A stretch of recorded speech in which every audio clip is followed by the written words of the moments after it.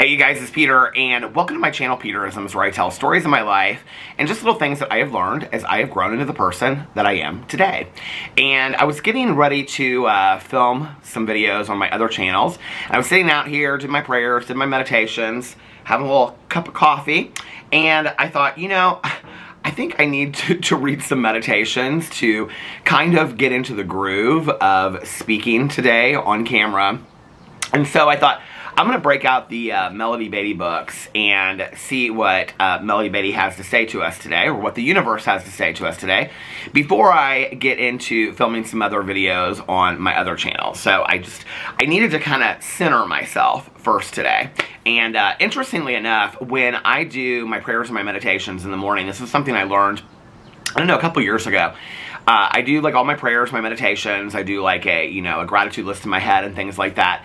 And then I ask myself if I'm ready to start my day. And many times, oh, did you just hear that thunder? that's God saying, no, it's not time to start your day yet. But many times I'll sit back for a little bit longer and I'll be like, no, I'm not ready to start my day yet. And today was interesting because I'm like ready to start my day, but I was getting ready to do a video on my reality TV channel, and I was like, you know, I haven't really spoken a lot today except for like to Boo Radley and a little bit to Alex and whatever, and I was like, I need to get into my comfort zone of speaking. And I know that sounds probably strange for many of you that have watched, you know, many of my videos on many of my channels. You probably think this comes really naturally, but it doesn't. You know, I'm somebody that, I've talked a lot about this, that I deal a lot with social anxiety, and I struggle a lot interacting with people, and sometimes it's, you know, I can get all fired up in like a drama video, but just to sit down and do like, and I'm not even making a drama video today, I'm just going to do a video on my Peter Does Stuff channel, Peterisms video over here, and then a reality TV channel in my vlog, and those are channels that, well, all my channels I feel pretty comfortable talking on. But you would think that it's something that I just like get up and I turn on the camera, I'm like, hey, it is easier for me to talk into a camera than it is for me to talk in front of 10 people with my social anxiety.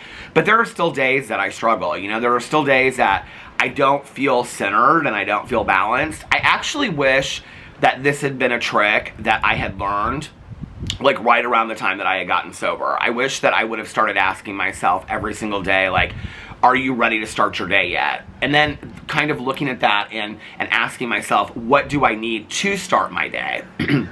Because many days, it's like, no, I'm not ready to get on social media and see all the negativity. I'm not ready to, you know, do this. I'm not ready to do that. I'm not ready to read text messages. I'm not ready to respond to emails. Like, there are just some days that, and that doesn't mean I don't do it. It just means I say to myself, okay, I'm going to take some time. I'm going to take, and that time can be 5 or 10 minutes. And I'm just going to sit with the universe, listen to the wind, you know, take a couple sips of coffee, and just get myself balanced for the day, you know, and then make the choice to start my day. And that is something that I typically ask myself every single day. And you know, it's interesting because on the days that I don't do my prayers and my meditations, I always just kind of feel a little bit off, and call it ritual, call it whatever, but it's a way for me to get balanced in the morning. And I think even that question of asking myself, like, are you ready to start your day? I don't even know where I heard that or learned that. It was like years ago. And I think I either my therapist at the time suggested it to me, or I read it like in a book and I thought, oh, I like this or whatever. But just that idea of, we get to choose when we start our day, you know? And even if you, like, are rushing to work and getting the kids ready in the morning and stuff, like, you can go into your bathroom, brush your teeth, and while you're brushing your teeth, you can just, like, you know, say some positive words, some positive affirmation in your head. It takes 30 seconds, and you can say, okay, am I ready to start my day? And if you're not, just kind of put your hands on the counter in the bathroom, look into the mirror, take a few deep breaths, and say, okay, I'm ready to start my day now, you know? And get yourself centered and for whatever's to come throughout the day, because we never know, like, what's going to happen throughout that day. And I have to say, like, for me, this is one of the reasons why this has been so pivotal and so profound for me in the last couple years, is that you know, people ask me a lot, they're like, you seem to wake up and you're in such a great mood and whatever, you know. No, there are some days that it takes some work. There are some days that I wake up on the wrong side of the bed, or I just feel like very negative about everything, or just I'm sad about things or whatever. And, you know, it's interesting, and I'm sure almost everybody out there can relate to it, when you kind of like wake up with that attitude, or you're going through personal stuff in your life, whether that's like a breakup or a job change or a move or grieving something or a loss or whatever, right? It's like those things affect every encounter throughout your day. They affect how you speak to the person at the grocery store. They affect, you know, like, you know, whatever throughout your day. You're working, you're interacting with loved ones. They affect your tone, and they affect your voice, and they affect your response to everything. Or at least they do with me, but I think with most people they do, right? And that's why, you know, I love the saying that you never know when you meet somebody what they're going through in that moment, right? Because you don't. And so for me, that's why it's really important for me to kind of like center myself and be like, okay, I'm ready to go forward with the day, you know? Then I'm kind of prepared for what's to come, if that makes sense. I know the sun is like, it's coming and going behind the clouds, so it's not great lighting over here today. But I don't know, so maybe that just makes it even a little bit more peaceful and serene as it goes in and out of the clouds. It is actually a pretty day, but it's kind of cold in Indianapolis today. It was supposed to be warmer. Tomorrow and Sunday it's supposed to be like in the 70s, but today it's like in the 50s, and it's like windy and things like that. So with that being said, I'm ready to start my day, and I'm ready to read some meditation. So let's read from Melody Beatty and see what she has to say to us. Today is April 12th. Let's get in here, see what she has to say. I will just say, for anybody out there going on that, like, try that. I know it sounds corny at first to say, like, to ask yourself, like, am I ready to start my day? And whenever I say that to people, you know, a lot of people will say to me, like, I don't have the time to ask myself. Like, I don't get to decide whether or not I want to start my day. Like, I have to go to work. Like, I have to get the kids to school. I have to do this. Well, while you're, pulling on your shoes to go out the door, to go to work or whatever, you can ask her, yes, of course you have to start your day. We all have to start our day, you know? It's not reasonable to think that we're going to be able to achieve anything if we just don't ever start our day and we don't ever leave the house, right? Like, okay, so we have to start our day. So, but I think it also makes us more mindful of, if maybe in that moment where I'm asking myself, am I ready to start the day? If I have obligations I have to go to and obligations of things I have to do, of course I have to do those things, right? But asking myself that question is kind of like a check-in with myself of where I'm at in that moment. And then I'm more aware. Like, if in that moment I'm like, no, I'm not really ready to start my day, I'm not having a good morning, you know, like, I'm worried about this, I'm worried about that, and like, that can all happen within 20 seconds in my head, right?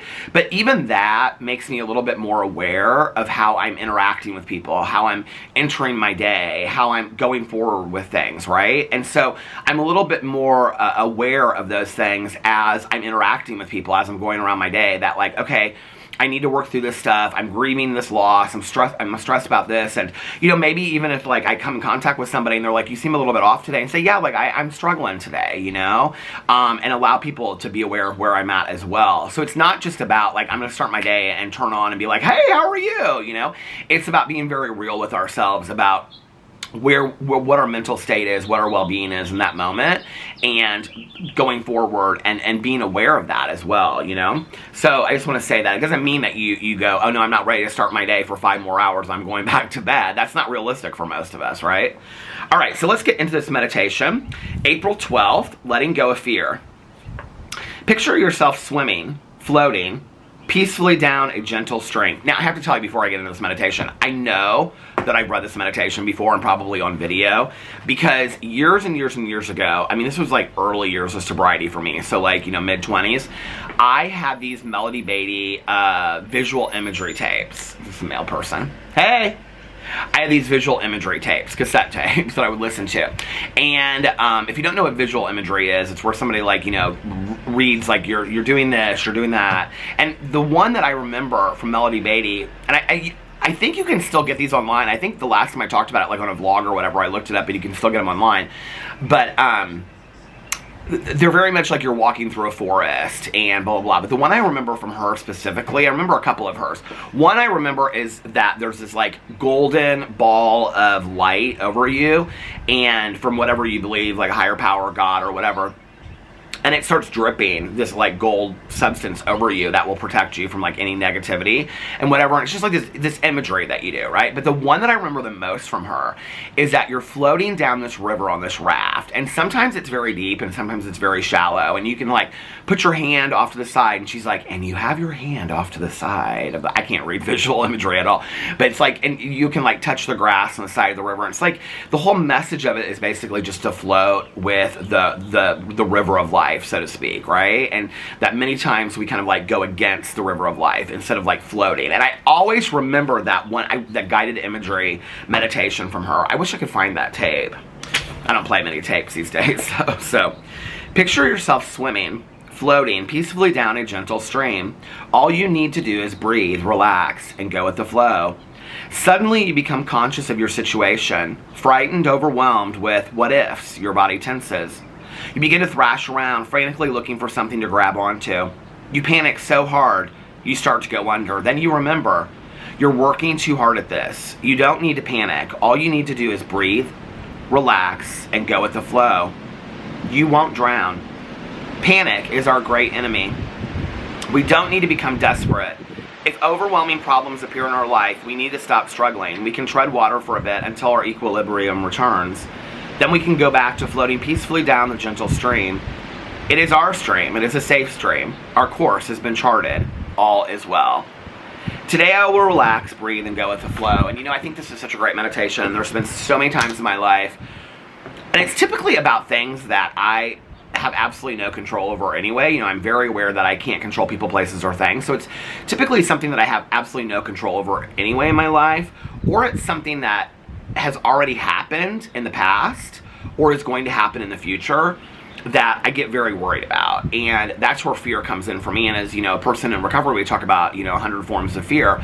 And that's usually what happens is that, I know the light just went completely, just like blinded. It came out of the sun came out of the clouds. For me, you know, is living in a state of fear. I've done that for so much of my life, and it's really not a healthy place. But I think fear is also a way for me to grasp or kind of have some kind of control over a situation that I absolutely have no control over whatsoever to begin with, right? And so if I'm fearful, if I'm panicking in that moment of like, what am I going to do in, you know, 2027 or whatever, you know? Like, here's a good example. And this is actually something that we've talked about. I was talking about this, I think, either on a vlog or I was talking with Tani about it the other day or something like that. But it's something we've talked a lot about in marriage counseling. Was, as an only child, you know, with my mother having passed away, no siblings, and just like my in-laws on Alex's side, one of my fears has always been, what happens when I get older, you know, like, and that who's going to take care of me? What if I need to go into an assisted living care program or memory care unit and things like that, right? And that's always been like a big fear of mine. And so that's been something that we've really talked about in marriage counseling, so that like Alex can, you know, he's made me feel very comfortable and very safe in knowing that my future is taken care of. But you know, one of the things that's interesting is that my mom was always worried about that too. My mom was somebody, and I talk about this a lot with my mom, you know, my mom was always, she was a very fearful woman. My mom was a very wise woman, but she was a very fearful woman. She was scared of everything. And one of the things that she was scared of is, what's going to happen when she ends up in a assisted living program, or she's in a retirement home for the rest of her life and she doesn't know anybody. I mean, she would like talk about this all the time, right?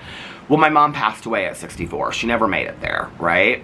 And so she spent so much time being so worried about something that never even came to fruition. And, you know, my old sponsor used to say to me, 99% of the things that we worry about never even happen in our lives. And when I look back on my life, so much of the fear that I had about things, that is so true. I have wasted and spent so much time on things that never happened, never, you know, whatever, and spent so much time fearing those things and fearing outcomes and scripting outcomes in my head and how I'm going to handle this situation, how I'm going to handle that situation, and what I'm going to do, you know, if one day I end up and, you know, and save every penny that I have in case, you know, we end up breaking up when I'm 80 and then I have to pay, you know what I mean? Like, it's like, and then who's going to pay for my assisted living program and how am I going to find one and whatever, you know? It's like, it's all that, and then it's just like, stop. All we have is today. We have a daily reprieve. And I think that we can end today, plan for tomorrow, but not be afraid of tomorrow. And we can end today, make amends for yesterday, and look at yesterday, and learn from yesterday, but not live in yesterday. And that's why today I choose to live in today, you know? That doesn't mean that I don't still have fear from time to time and things don't happen to me. It means I don't live in fear today. And that's huge, huge difference from how I used to be. I used to live a lot in fear. And I also don't think it's healthy. I don't think that it's physically healthy for us to live in a constant state of fear where we're worried that something's going to happen all the time. You know, I don't think that's healthy for us or for our bodies. I think it brings a lot of anxiety. I think it brings a lot of physical problems. And so I think we have to work through that fear sometimes and be realistic with ourselves. So anyway, it's good to be back over here and filming some, reading some meditations. I love you guys, and I'll see you tomorrow. Bye.